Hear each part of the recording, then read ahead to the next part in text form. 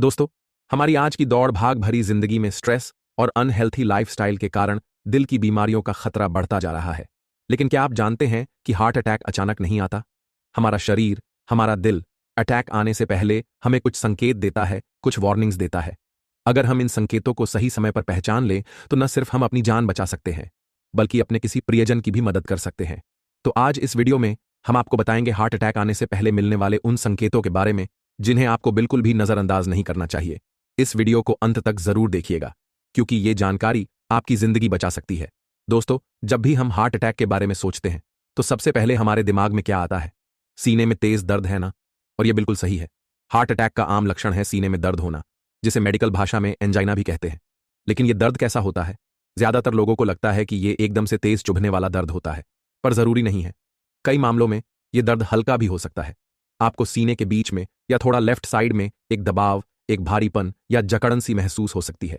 ऐसा लगेगा जैसे किसी ने आपके सीने पर कोई भारी चीज रख दी हो। दोस्तों, यह दर्द सिर्फ सीने तक ही नहीं रहता। यह आपके सीने से शुरू होकर आपके लेफ्ट शोल्डर, लेफ्ट आर्म्स तक हो सकता है। इतना ही नहीं, यह दर्द आपके जबड़े और पीठ में भी महसूस होता है। कई बार लोग इसे गैस का दर्द समझकर अनदेखा कर देते हैं, और यही सबसे बड़ी गलती जो जाती है। दोस्तों, अब आते हैं दूसरे बड़े संकेत पर, जो है सांस लेने में तकलीफ होना। दोस्तों, ये एक ऐसा लक्षण है जिसे अक्सर लोग हार्ट अटैक से जोड़कर नहीं देखते। आपने कोई भारी काम नहीं किया, आप आराम से बैठे हैं, और फिर भी आपको सांस लेने में दिक्कत हो रही है। आपकी सांसें उखड़ रही है। यह हार्ट अटैक का एक गंभीर संकेत होता है। ऐसा इसलिए होता है क्योंकि जब दिल ठीक से पंप नहीं कर पाता, तो फेफड़ों यानी लंग्स में फ्लूइड जमा हो जाता है, जिससे सांस लेना मुश्किल हो जाता है। खासकर डायबिटीज के मरीजों को इस लक्षण पर विशेष ध्यान देना चाहिए। डायबिटीज के कारण उनके नर्वस कमजोर हो जाते हैं, जिसे डायबिटिक न्यूरोपैथी कहते हैं। इसलिए उन्हें सीने में दर्द का अनुभव उतना नहीं होता। उनके लिए सांस लेने में तकलीफ ही हार्ट अटैक का मुख्य लक्षण हो सकता है। तो अगर आप डायबिटिक है और आपको अचानक सांस लेने में दिक्कत हो, तो इसे हल्के में न ले। दोस्तों, सीने में दर्द और सांस लेने में तकलीफ के अलावा भी कुछ और संकेत है जिन पर आपको गौर करना चाहिए। बेहोशी या चक्कर आना। अगर आपको अचानक से चक्कर आने लगे, आंखों के सामने अंधेरा छा जाए या आप बेहोश हो जाएं, तो यह भी एक वार्निंग साइन है। जब दिल ठीक से पंप नहीं कर पाता, तो दिमाग तक ऑक्सीजन और ब्लड की सप्लाई कम हो जाती है, जिससे चक्कर आते हैं। ठंडा पसीना आना। बिना किसी वजह के अचानक से ठंडा पसीना आना भी हार्ट अटैक का एक लक्षण होता है।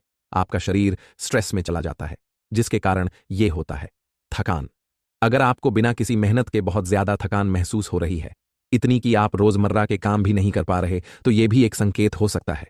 उल्टी या जी मचलना। कुछ लोगों को, खासकर महिलाओं को, हार्ट अटैक से पहले उल्टी आने या जी मचलने जैसी समस्या हो सकती है। तो दोस्तों, अब सबसे जरूरी सवाल, अगर आपको या आपके आसपास किसी को ये लक्षण दिखें, तो क्या करना चाहिए? सबसे पहली और सबसे जरूरी बात, समय बर्बाद ना करें। हार्ट अटैक के मामले में शुरुआत का 1 घंटा गोल्डन आवर कहलाता है। अगर इस समय के अंदर मरीज को मेडिकल हेल्प मिल जाए, तो उसकी जान बचने की संभावना बहुत बढ़ जाती है। याद रखिए, अगर सीने में दर्द, बाहों में दर्द या सांस लेने में तकलीफ जैसी स्थिति 15 से 20 मिनट से ज्यादा बनी रहे, तो गैस या एसिडिटी का इंतजार ना करें। यह हार्ट अटैक हो सकता है। ऐसे में आपको यह कदम उठाने चाहिए। पहला, तुरंत एम्बुलेंस को कॉल करें। खुद गाड़ी चलाकर हॉस्पिटल जाने की कोशिश ना करें। एम्बुलेंस में जरूरी मेडिकल सुविधाएं होती है, जो रास्ते में मरीज की कंडीशन को संभाल सकती है। दूसरा, मरीज को आराम से बिठाए या लिटाए। उनके कपड़े ढीले कर दें ताकि वो आराम से सांस ले सके। तीसरा, एस्पिरिन दें। अगर मरीज को एस्पिरिन से एलर्जी नहीं है, तो उन्हें एक एस्पिरिन की गोली चबाने के लिए दे, क्योंकि एस्पिरिन खून को पतला करती है और ब्लड क्लॉट को बढ़ने से रोक सकती है। दोस्तों, हमारा मकसद आपको डराना नहीं, बल्कि जागरूक करना है। जानकारी ही सबसे बड़ा बचाव है। अगर आप अपने शरीर द्वारा दिए गए इन संकेतों को पहचानेंगे, तो आप सही समय पर सही कदम उठा पाएंगे। इसके साथ ही एक हेल्थी लाइफस्टाइल अपनाना भी बहुत जरूरी है।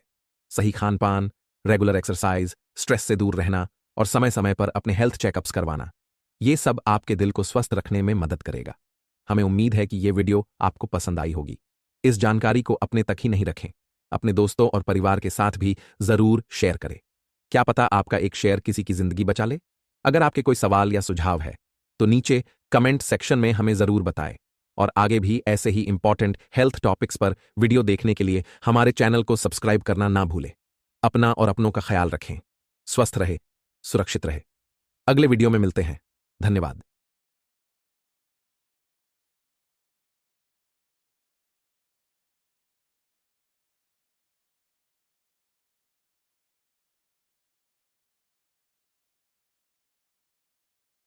नमस्ते दोस्तों। क्या आपने कभी सोचा है कि एक व्यक्ति इतना क्रोधित हो सकता है कि उसकी आंखों में आग सी जलती हो, लेकिन बस एक बुद्ध की लाइन उसे बदल सकती है? आज की कहानी है विवेक की, जो अपने गुस्से के कारण हर किसी को डराता था, पर एक दिन बुद्ध की एक सरल सी बात से उसकी जिंदगी बिल्कुल बदल गई। चलिए कहानी शुरू करते हैं। विवेक शांतपुर के एक छोटे से गांव में रहता था, जहां हर सुबह सूरज की पहली किरणें खेतों पर पड़कर हर दिल में नई उम्मीद जगाती थीं। लेकिन विवेक का मन हमेशा गुस्से की आग से भर जाता था। बचपन से ही उसे यह विश्वास था कि गुस्सा दिखाने से उसकी ताकत सामने आती है। स्कूल में सहपाठी जब उसका मजाक उड़ाते या ताने मारते तो वह बिना सोचे समझे चिल्ला पड़ता। उसकी तेज आवाज और कटु शब्द पूरे कक्षा में खौफ फैला देते थे। खेत में जब कोई साथी किसान हल्की सी बात करता तो विवेक का गुस्सा ऐसे फूट पड़ता कि सबको उसकी ओर देखने से पहले ही डर लग जाता था। घर पर भी उसकी क्रोधी प्रवृत्ति से अक्सर झगड़े होने लगते थे, जिससे उसके माता पिता की चिंता बढ़ जाती थी कि उसका यह रवैया न केवल उसे बल्कि पूरे परिवार को नुकसान पहुंचा रहा है। एक सुबह जब विवेक खेत में काम कर रहा था तो उसके साथी किसान विनोद ने मुस्कुराते हुए कहा, विवेक, आज मौसम कितना सुहाना है, थोड़ा आराम से चलो। इन शब्दों ने विवेक के अंदर पहले से जल रही आग को और भड़काया। उसने जोर से चिल्लाया, तुम्हें क्या पता है मेरी मेहनत कितनी होती है? उसकी यह तेज आवाज सुनकर पूरा खेत दंग रह गया। उस दिन विवेक खेत से लौटते समय अपने अंदर गहरे दुख और बेचैनी का अनुभव करने लगा। वह बार बार सोचता रहा कि क्यों हर छोटी बात उसे इतनी जल्दी क्रोधित कर देती है, और क्या वास्तव में गुस्सा दिखाने से उसे कोई शक्ति मिलती है, या यह कठोर शब्द उसके दिल को चुपचाप तोड़ देते हैं। शाम होते ही विवेक अपने कमरे में अकेला बैठकर अपने गुस्से पर विचार करने लगा। उसकी आंखों में दर्द की झलक थी और वह खुद से बार बार सवाल करता रहा, क्या ये कठोर शब्द मेरे लिए वाकई मायने रखते हैं? क्या मैं इन्हें अपने अंदर आने दूं या फिर उनसे लड़कर अपने दिल को शांत करूं? उस रात उसे यह समझ नहीं आया कि गुस्से को नियंत्रित करने का कोई सरल उपाय भी हो सकता है। कुछ दिनों बाद गांव में एक बड़ा आयोजन हुआ। गांव के प्रधान ने सभी लोगों को एक सभा में बुलाया, जहां सब अपनी परेशानियां और समस्याएं लेकर आए थे। सभा का माहौल बहुत गंभीर था। हर कोई विवेक के क्रोध से परेशान था और सब चुपचाप बैठे थे, उम्मीद में कि शायद कोई हल निकलेगा।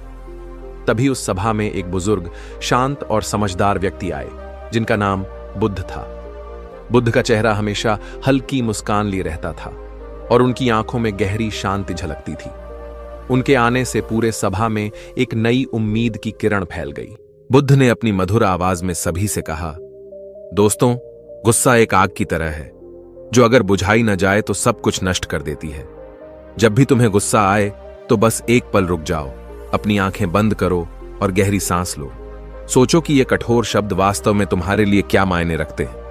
उन्होंने फिर आगे कहा, सोचिए, जैसे कोई तुम्हें उपहार देता है, अगर तुम उसे लेना नहीं चाहते तो वह वापस चला जाता है। ऐसे ही बुरे शब्द भी अनचाहे उपहार हैं। यदि तुम उन्हें अपने दिल में आने नहीं देते तो वे अपने आप ही दूर हो जाते हैं। इन सरल मगर गहन बातों ने पूरे सभा में मौजूद सभी के दिलों में गहरी छाप छोड़ दी। विवेक, जो हमेशा अपने गुस्से में डूबा रहता था, उस पल पहली बार सोचने लगा कि शायद गुस्सा दिखाना ही सही नहीं है। बुद्ध की वह एक लाइन, गहरी सांस लो और सोचो, ये शब्द तुम्हारे लिए नहीं है, ने उसके मन में कुछ नया जागृत कर दिया। उसे महसूस हुआ कि यदि वह इन शब्दों को अपने दिल में आने नहीं देगा तो उसका गुस्सा अपने आप शांत हो जाएगा। अगले दिन जब खेत में काम करते समय किसी छोटी बात पर फिर से विवेक का गुस्सा उभरने लगा, उसने तुरंत अपनी आंखें बंद की, धीरे धीरे गहरी सांस ली और अपने आप से कहा, यह शब्द मेरे लिए नहीं है। उस छोटे से अभ्यास से उसने अपने अंदर की आक्रोश की आग को धीरे धीरे कम होते हुए महसूस किया। उसकी धड़कनें शांत हो गईं और उसके चेहरे पर पहले की कठोरता की जगह अब एक नई शांति और संतुलन झलकने लगी। विवेक की यह नई तकनीक धीरे धीरे स्कूल में भी फैल गई। सहपाठी, जिन्होंने पहले उसकी तेज तर्रार प्रतिक्रिया देखी थी, अब हैरान होकर उससे पूछने लगे, विवेक, तुम्हारा राज क्या है? वह मुस्कुराता और कहता, मैं बस गहरी सांस लेता हूं और सोचता हूं कि यह शब्द मेरे लिए नहीं है। अध्यापक भी इस बदलाव से प्रभावित हुए और उन्होंने कक्षा में इस तकनीक का अभ्यास करवाना शुरू कर दिया। धीरे धीरे स्कूल का माहौल भी शांतिपूर्ण होने लगा और बच्चों के बीच झगड़े कम हो गए। गांव के बाजार में भी विवेक की बदलती सोच का असर देखने को मिला। एक दिन बाजार में दो दुकानदारों के बीच जोरदार झगड़ा होने लगा। दुकानदारों की तेज तेज आवाजें और कटु शब्द पूरे बाजार में तनाव फैला रहे थे। उस समय विवेक बाजार में पहुंचा और उसने तुरंत माहौल को शांत करने का निर्णय लिया। उसने सभी से कहा, दोस्तों, चलिए हम सब 1 मिनट के लिए रुकते हैं। अपनी आंखें बंद करें, गहरी सांस लें और सोचें कि ये कठोर शब्द हमारे लिए नहीं है। बाजार में मौजूद सभी लोग उसकी बात मानकर एक जगह इकट्ठा हो गए। उस 1 मिनट में ऐसा लगा मानो बाजार में शांति का जादू फैल गया हो। जब सभी ने अपनी आंखें खोलीं तो देखा कि झगड़ा अपने आप शांत हो चुका था और दोनों दुकानदार मुस्कुराते हुए बातचीत करने लगे। इस बड़े अनुभव ने बाजार में मौजूद लोगों के दिलों में भी यह संदेश गहरा कर दिया कि गहरी सांस लेने से गुस्सा तुरंत कम हो जाता है। धीरे धीरे विवेक का संदेश पूरे गांव में फैल गया। खेत में काम करने वाले किसान, स्कूल के बच्चे, बाजार में खरीदारी करने वाले और घर पर रहने वाले सभी ने इस तकनीक को अपनाना शुरू कर दिया। लोग अब समझने लगे कि जब हम अपने दिल को साफ रखते हैं तो बुरे शब्दों का असर हमारे ऊपर नहीं पड़ता। गांव के बुजुर्ग भी अपनी पुरानी यादों को साझा करते हुए कहते, हमारे भी बचपन में कठोर शब्दों से हमारा दिल टूट जाता था, पर अब हमने समझ लिया है कि 1 मिनट रुककर गहरी सांस लेने से दिल में शांति आ जाती है। उनकी ये बातें गांव के युवाओं के लिए प्रेरणा बन गईं। धीरे धीरे यह तकनीक एक परंपरा बन गई। जब भी कोई व्यक्ति गुस्सा होने लगे तो पूरा गांव एक साथ मिलकर 1 मिनट के लिए रुकता, अपनी आंखें बंद करता और गहरी सांस लेता। एक बड़े उत्सव के दिन जब पूरा गांव खुशी से झूम रहा था, कुछ लोग अभी भी पुराने ताने टिप्पणियों में उलझे हुए थे। विवेक ने देखा कि कुछ चेहरों पर अभी भी गुस्से की झलक थी। उसने तुरंत अपने दोस्तों से मिलकर उन लोगों को समझाने का प्रयास किया, दोस्तों, अगर कोई आपको गाली दे या ताने मारे तो उन्हें अपने दिल में आने मत दीजिए। बस गहरी सांस लें और सोचिए कि ये शब्द आपके लिए नहीं है। उसकी यह बात लोगों के दिलों में गहरी छाप छोड़ गई और धीरे धीरे सबने इसे अपना लिया। अब गांव के लोग जानते थे कि बुरे शब्द केवल अनचाहे उपहार हैं, जिन्हें अगर आप लेने से मना कर दें तो वे अपने आप ही दूर हो जाते हैं। विवेक ने अपने अनुभवों से साबित कर दिया कि गहरी सांस लेने और कुछ पल के लिए रुकने से गुस्सा तुरंत कम हो जाता है और हमारे अंदर शांति और प्रेम का संचार हो जाता है। उसने अपने माता पिता, दोस्तों और पड़ोसियों को बताया कि जब भी आपको गाली या ताने सुनाई दें तो बस याद रखें, ये शब्द आपके लिए नहीं है। इन्हें अपनाने से बेहतर है कि आप अपने दिल में शांति और प्रेम को जगह दें। इस संदेश ने पूरे गांव में एक नई ऊर्जा भर दी। लोग अब अपने घर, स्कूल, खेत और बाजार में इस तकनीक को याद रखते थे। हर बार जब कोई कठोर शब्द सुनाई देता तो सभी मिलकर कुछ पल के लिए शांत हो जाते और मुस्कुराते हुए अपने दिन की शुरुआत करते। इस साधारण सी क्रिया ने गांव में स्थायी शांति का माहौल बना दिया। समय के साथ यह संदेश गांव से बाहर भी फैल गया। अन्य गांवों के लोग विवेक के गांव आने लगे और इस चमत्कारी तकनीक को सीखने लगे। धीरे धीरे इस सरल सी बुद्ध की लाइन, गहरी सांस लो और सोचो, ये शब्द तुम्हारे लिए नहीं है, ने पूरे इलाके में एक नई सोच को जन्म दे दिया। लोग समझ गए थे कि गुस्सा केवल कुछ क्षणों का अनुभव है, जिसे अगर हम नियंत्रित कर लें तो हमारे जीवन में स्थायी खुशियां और संतुलन आ जाता है। आज भी जब गांव में कोई कठिन स्थिति आती है या कोई व्यक्ति क्रोधित हो जाता है तो लोग एक दूसरे की आंखों में देखते हैं, गहरी सांस लेते हैं और याद करते हैं, ये शब्द आपके लिए नहीं है। यह नियम अब पूरे गांव में एक नई परंपरा बन चुका है, जिसने सभी के दिलों में संतुलन और शांति भर दी है। विवेक की कहानी हमें यही सिखाती है कि कभी कभी बस एक बुद्ध की सरल सी लाइन भी हमारे जीवन में चमत्कार कर सकती है। विवेक ने अपने अनुभवों से साबित कर दिया कि गुस्सा केवल कुछ क्षणों का अनुभव है, जिसे अगर हम समझदारी से नियंत्रित कर लें तो हमारे जीवन में स्थायी खुशियां और संतुलन आ जाता है। तो अगली बार जब भी आपको लगे कि कोई कठोर शब्द आपके दिल को छू रहा है तो बस 1 मिनट रुकें, गहरी सांस लें और याद करें, ये शब्द आपके लिए नहीं है। अपने दिल में शांति और प्रेम बनाए रखें, गहरी सांस लें और हमेशा मुस्कुराते रहें। आपकी खुशी आपके हाथ में है और यही वह चमत्कारी राज है जिसे 90% लोग अनजान रहते हैं। धन्यवाद दोस्तों और नमो बुद्धाय। दोस्तों, 40 की उम्र पार करना सिर्फ एक नंबर नहीं होता, ये एक ऐसा मोड़ होता है जहां शरीर की भाषा बदलने लगती है। जो चीजें पहले खुद ब खुद होती थीं, अब धीरे धीरे धीमी होने लगती हैं। शरीर सुबह उठते ही थकने लगता है, मांसपेशियों में कसाव कम हो जाता है, जोड़ों से आवाजें आने लगती हैं और दिमाग, वो भी अब उतना तेज नहीं चलता जितना पहले चलता था। याददाश्त कमजोर होने लगती है और जरा सा काम करके भी सांस फूल जाती है। अगर आपने इस उम्र के बाद भी अपनी सेहत को नजरअंदाज किया तो आगे चलकर आपको दवाइयों का सहारा लेना पड़ेगा, वो भी रोजाना। थकावट, कमजोरी, हड्डियों का दर्द और आलस, ये सब धीरे धीरे आपके जीवन का हिस्सा बन जाएंगे। मैं आपको डरा नहीं रहा, मैं आपको सचेत कर रहा हूं, क्योंकि 40 की उम्र के बाद शरीर की जरूरतें बदल जाती हैं और अगर वक्त रहते सही पोषण न मिले तो बीमारियां धीरे धीरे दस्तक देने लगती हैं बिना बताए। अब सवाल ये नहीं है कि क्या ये सब होगा, सवाल ये है कि क्या आप इसके लिए तैयार हैं। अगर नहीं तो आज से ही सिर्फ 3 चीजों को अपनी दिनचर्या में शामिल कीजिए और जो बदलाव आएगा उसे देखकर आप भी कहेंगे, वाह, मेरी तो जिंदगी ही बदल गई। किसी ऊंची पहाड़ी की चोटी पर एक तपस्वी आयुर्वेदिक गुरु रहा करते थे। उम्र लगभग 70 के करीब, बाल सफेद थे। वो आयुर्वेद के गहरे ज्ञाता थे। जड़ी बूटियां, खान पान और जीवन शैली की छोटी छोटी बातों से वे ऐसी ऐसी बीमारियां ठीक कर देते जिन्हें देखकर बड़े डॉक्टर भी हैरान रह जाते। एक दिन दोपहर के समय एक 45 वर्षीय वृद्ध व्यक्ति उनसे मिलने आया। चेहरा थका हुआ था, कमर झुकी हुई, आंखों के नीचे गड्ढे और चाल में वो फुर्ती नहीं थी जो कभी उसके जवान दिनों की पहचान हुआ करती थी। उसने गुरु के चरणों में झुकते हुए कहा, गुरुदेव, शरीर अब साथ नहीं देता। सुबह उठते ही थकावट महसूस होती है, सीढ़ियां चढ़ते हुए सांस फूलने लगती है, घुटनों में दर्द रहता है और दिमाग तो जैसे अक्सर धुंध से भर जाता है। कभी नाम भूल जाता हूं, कभी काम। डॉक्टर कहते हैं सब ठीक है, लेकिन मुझे लगता है शरीर अंदर ही अंदर खोखला हो रहा है। गुरु ने गहरी सांस ली और मुस्कुराते हुए बोले, बेटा, उम्र के इस मोड़ पर तुम्हारी ये सारी समस्याएं स्वाभाविक हैं, लेकिन इसका मतलब ये नहीं कि इसका कोई समाधान नहीं। तुम्हारी हर समस्या का हल है मेरे पास। लेकिन उससे पहले आज मैं तुम्हें 3 ऐसे जरूरी विटामिन के बारे में बताने वाला हूं जो अगर तुमने अपने जीवन में आज से शामिल कर लिए तो ये सारी तकलीफें जड़ से समाप्त हो सकती हैं। वो वृद्ध व्यक्ति कुछ उत्सुक और कुछ आश्चर्यचकित होकर आगे झुका। उसने कहा, गुरुदेव, कृपया बताइए, मैं अपनी इन तकलीफों से छुटकारा चाहता हूं। आप जो कहेंगे वो करूंगा, बस मुझे फिर से वही ऊर्जा, वही जीवन चाहिए। गुरुजी आगे बोले, तुम्हारी पहली और सबसे जरूरी कमी है विटामिन डी। इसे मैं सूरज की संजीवनी कहता हूं। यह कोई मामूली तत्व नहीं है, यह तुम्हारे शरीर की नींव है। विटामिन डी का सबसे बड़ा काम होता है हड्डियों को मजबूत बनाना।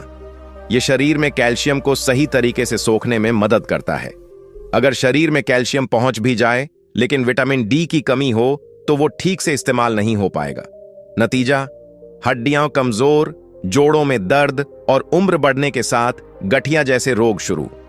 सिर्फ हड्डियां ही नहीं, गुरुजी ने समझाते हुए कहा, यह विटामिन हमारी रोग प्रतिरोधक क्षमता यानी इम्यून सिस्टम को भी मजबूत करता है।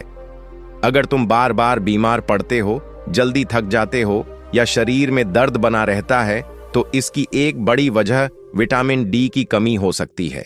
इतना ही नहीं, गुरु ने वृद्ध की ओर देखते हुए कहा, विटामिन डी दिमाग पर भी असर डालता है। इसकी कमी से मन चिड़चिड़ा, उदास और बेचैन रहने लगता है। कई बार लोगों को लगता है कि जीवन बोझ बन गया है, लेकिन असल में उनका शरीर अंदर से कमजोर हो चुका होता है। गुरुजी ने विटामिन डी के स्रोतों को बताते हुए कहा, अगर तुम सच में शरीर को मजबूत और निरोग बनाना चाहते हो तो रोज कुछ समय धूप में बिताना शुरू करो। सुबह 7 से 9 बजे के बीच की धूप सबसे उत्तम मानी जाती है। केवल 15 से 20 मिनट की धूप भी शरीर को आवश्यक विटामिन डी दे सकती है। ये धूप त्वचा से होकर शरीर में एक प्राकृतिक संजीवनी शक्ति पैदा करती है। दूध, दही और चीज भी इस विटामिन के अच्छे स्रोत हैं, खासकर अगर वो देसी गाय के दूध से बने हों। रोज 1 गिलास दूध या 1 कटोरी दही तुम्हारे शरीर को मजबूत बनाने में मदद कर सकती है। अगर तुम शाकाहारी हो तो एक और बेहतरीन उपाय है सूरज में सुखाए गए मशरूम। इन मशरूमों में प्राकृतिक रूप से विटामिन डी भरपूर मात्रा में होता है। ये उन लोगों के लिए विशेष रूप से उपयोगी है जो मांसाहार नहीं करते। गुरुजी बोले, तुम्हें ये सभी स्रोत अपनी दिनचर्या में धीरे धीरे शामिल करने होंगे, क्योंकि ये न केवल हड्डियों को मजबूत बनाएंगे बल्कि तुम्हारे मन और शरीर दोनों को संतुलित रखेंगे। गुरुजी ने थोड़ी देर रुककर बुजुर्ग की आंखों में देखा और फिर गंभीर स्वर में बोले, अब मैं तुम्हें उस विटामिन के बारे में बताने जा रहा हूं जिसकी कमी अधिकतर लोगों को पता भी नहीं चलती, लेकिन यह धीरे धीरे शरीर के भीतर एक बड़ी बीमारी बन जाती है। इसका नाम है विटामिन B12। यह कोई मामूली तत्व नहीं है, इसे मैं दिमाग और नसों का रक्षक कहता हूं। तुम्हारा दिमाग अगर रोज की बातें भूलने लगे, हाथ पैरों में झंझनाहट हो या थोड़ा सा काम करके भी थकावट महसूस हो, तो समझ लो कि शरीर भीतर से कमजोर हो रहा है। और इसका बड़ा कारण है विटामिन B12 की कमी।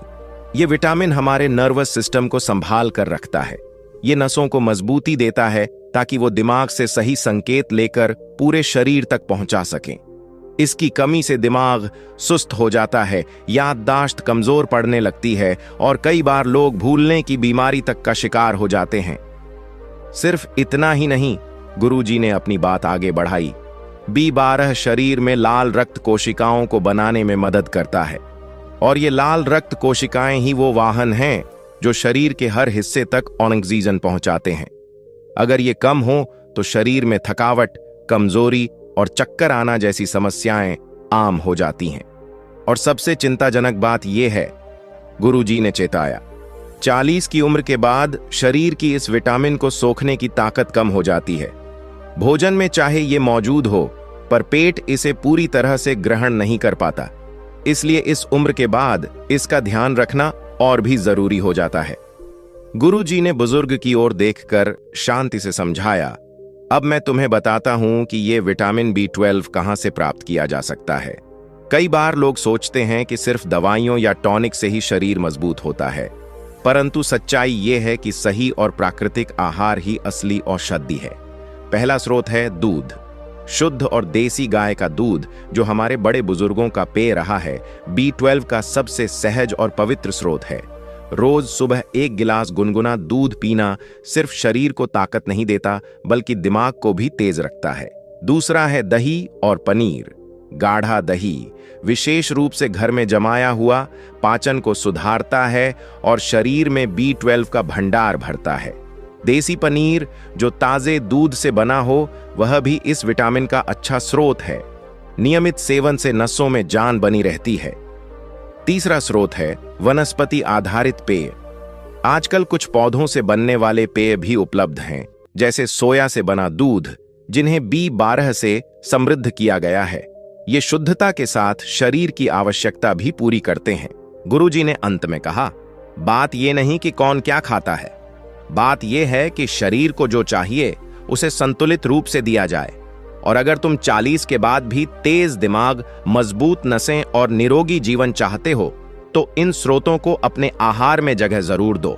गुरुजी ने बुजुर्ग को ध्यान से देखते हुए गंभीर स्वर में कहा, देखो वत्स, उम्र जब 40 की देहरी पार करती है, तब शरीर की बहुत सी अंदरूनी प्रक्रियाएं धीमी पड़ने लगती हैं। पहले जो पोषक तत्व शरीर खुद आसानी से खींच लेता था, अब वही शरीर लेने से भी मना करने लगता है। विटामिन B12 भी उन्हीं में से एक है। इसकी कमी इतनी चुपचाप होती है कि शुरू में कोई पहचान ही नहीं पाता।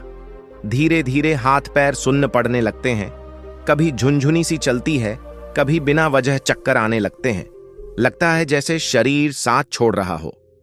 सबसे बड़ा खतरा है दिमाग पर। B12 की कमी से याददाश्त कमजोर पड़ने लगती है। आदमी रोज की छोटी छोटी बातें भूलने लगता है। चाबी कहाँ रखी, पैसे किसे दिए, किससे क्या बात की। और यह भूलना धीरे धीरे भूलने की बीमारी में बदल सकता है। मानसिक थकावट भी बढ़ जाती है। काम करने का मन नहीं करता, दिल हर समय बोझिल रहता है। लगता है जैसे मन और शरीर दोनों थक कर बैठ गए हों। गुरुजी ने चेताया, इसलिए मैं डरा नहीं रहा, लेकिन तुम्हें समय रहते सचेत कर रहा हूं। इन सभी परेशानियों से बचने का एक ही उपाय है शरीर को समय पर पर्याप्त विटामिन B12 देना। यह वही तत्व है जो नसों को मजबूत करता है, दिमाग को तेज रखता है और शरीर में नई ऊर्जा भरता है। अगर तुमने अभी से B12 की पूर्ति शुरू कर दी, चाहे खाने के माध्यम से या प्राकृतिक सपोर्ट से, तो तुम इन सभी बीमारियों से खुद को बचा सकते हो। यही वह रक्षा कवच है जो तुम्हारे शरीर को अंदर से टूटने नहीं देगा।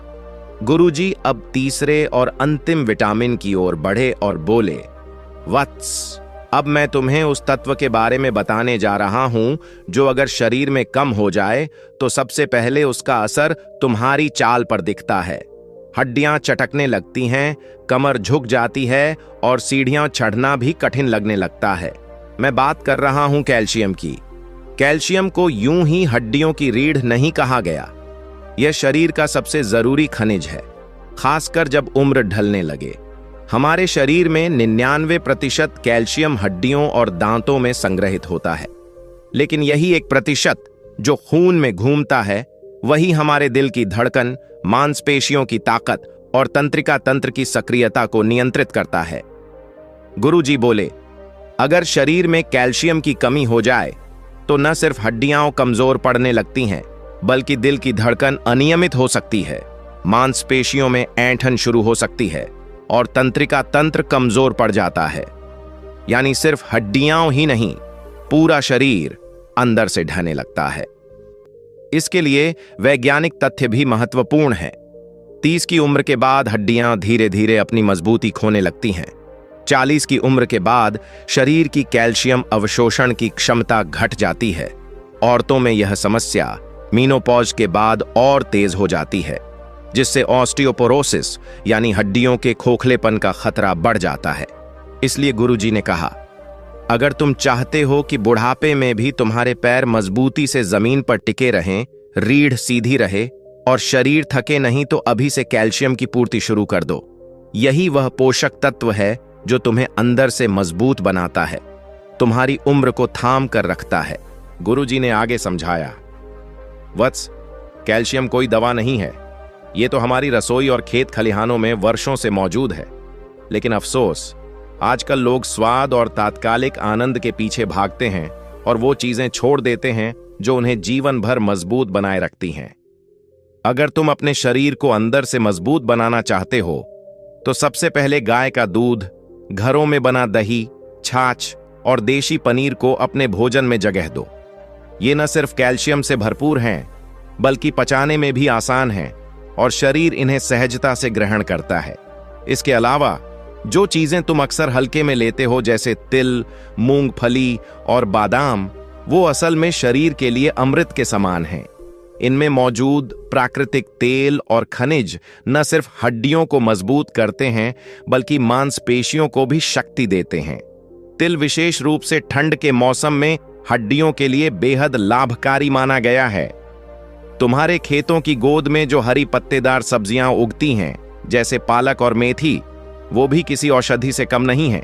इन्हें भोजन में नियमित रूप से शामिल करने से न सिर्फ हड्डियां मजबूत होती हैं, बल्कि शरीर का रक्त भी शुद्ध होता है। और जो लोग मीठा पसंद करते हैं, उनके लिए अंजीर एक श्रेष्ठ विकल्प है। सूखे अंजीर में भरपूर मात्रा में कैल्शियम होता है और यह वात और पित्त दोनों को संतुलित करता है। साथ ही सोया से बने उत्पाद जैसे सोया दूध या टोफू आज के समय में विशेषकर उन लोगों के लिए वरदान है जो दुग्ध उत्पाद नहीं ले सकते। गुरुजी ने अंत में कहा, शरीर को ताकत देने के लिए चमत्कारी चीजों की नहीं, बल्कि इन साधारण और सच्चे भोजन की जरूरत होती है। अगर तुम इन स्रोतों को अपनाओगे तो न केवल हड्डियां मजबूत रहेंगी, बल्कि जीवन भी स्थिर, सधा और संतुलित रहेगा। गुरुजी ने आगे यह समझाया कि 40 के बाद यह लेना जरूरी क्यों हो जाता है वत्स। 40 की उम्र के बाद शरीर धीरे धीरे अपनी पकड़ ढीली करने लगता है। स्त्रियों में मेनोपॉज के बाद और पुरुषों में उम्र बढ़ने के साथ हड्डियों का घनत्व कम होने लगता है। हड्डियां जो पहले लोहे जैसी मजबूत थीं, अब मिट्टी जैसी भुरभुरी हो जाती है। यही कारण है कि आजकल हम अक्सर सुनते हैं, बस हल्की सी गिरावट हुई और कूल्हे की हड्डी टूट गई, या जरा सी चोट से रीढ़ में फ्रैक्चर आ गया। पहले जो चोटें सिर्फ खरोंच बनती थीं, अब वो सीधे हड्डी तोड़ जाती हैं। कई बार लोग बिना किसी कारण के कमर दर्द, पीठ में अकड़न या मांसपेशियों में जकड़न की शिकायत करने लगते हैं। दरअसल ये सब कैल्शियम की कमी के साफ संकेत होते हैं, लेकिन लोग इन्हें उम्र की थकान समझकर टाल देते हैं। यही लापरवाही आगे चलकर घातक सिद्ध होती है। इसलिए मैं कहता हूं, 40 की उम्र के बाद कैल्शियम कोई विकल्प नहीं, बल्कि जरूरत है। अगर समय रहते ध्यान नहीं दिया गया तो शरीर धीरे धीरे खोखला होने लगता है। लेकिन अगर तुमने नियमित रूप से सही स्रोतों से कैल्शियम लेना शुरू कर दिया तो न केवल हड्डियां मजबूत रहेंगी, बल्कि शरीर भी तुम्हारा साथ अंत तक निभाएगा। यह ज्ञान लेने के बाद वो युवक गुरु को प्रणाम करता है और वहां से अपने घर चला जाता है। तो दोस्तों, सुनो ध्यान से, 40 साल के बाद शरीर के हालात बदल जाते हैं और ये बदलाव कभी कभी खतरनाक भी हो सकते हैं। वो ताकत जो पहले बिना मेहनत के मिलती थी, अब खुद कम होने लगती है। अगर आपने अपनी सेहत पर ध्यान नहीं दिया तो थकान, कमजोरी, हड्डियों का कमजोर होना और दिमागी मंदता आपका पीछा करेगी। लेकिन घबराओ मत, मैं तुम्हें 3 चमत्कारी विटामिन बताने वाला हूं, जिनके बिना यह लड़ाई मुश्किल हो जाएगी। पहला है विटामिन डी, जो सूरज की किरणों से मिलता है और हड्डियों को लोहे जैसा मजबूत बनाता है। दूसरा है विटामिन B12, जो दिमाग और नसों को जवान रखता है, थकान और भूलने की बीमारी से बचाता है। और तीसरा है कैल्शियम, जो हड्डियों की रक्षा करता है ताकि गिरने या चोट लगने पर वे न टूटें। इन तीनों के बिना आपकी सेहत की डिफेंस लाइन कमजोर हो जाएगी। इसलिए ध्यान रखो, ये 3 खजाने आपके लिए जरूरी हैं, वरना उम्र के बाद ये मुश्किलें आपके दरवाजे पर दस्तक देंगी। तो दोस्तों, उम्मीद करता हूं आपको इस वीडियो से जरूर बहुत कुछ सीखने को मिला होगा। यह वीडियो आपको कैसी लगी हमें कमेंट बॉक्स में कमेंट करके जरूर बताएं और इस वीडियो को लाइक भी जरूर करें और साथ ही इस वीडियो को अपने दोस्तों के साथ जरूर शेयर करें ताकि उन्हें भी इस वीडियो से कुछ स्वास्थ्य लाभ मिल सके। ऐसी ही हेल्थ टिप्स और बुद्धा स्टोरी सुनने के लिए हमारे चैनल बुद्धा वाइज वर्ड को सब्सक्राइब करके बेल आइकन को जरूर दबा दें ताकि आने वाली अगली वीडियो की नोटिफिकेशन आपको मिल सके। इस वीडियो में बस इतना ही, मिलते हैं अगली वीडियो में। जब तक के लिए अपना ख्याल रखिएगा। धन्यवाद।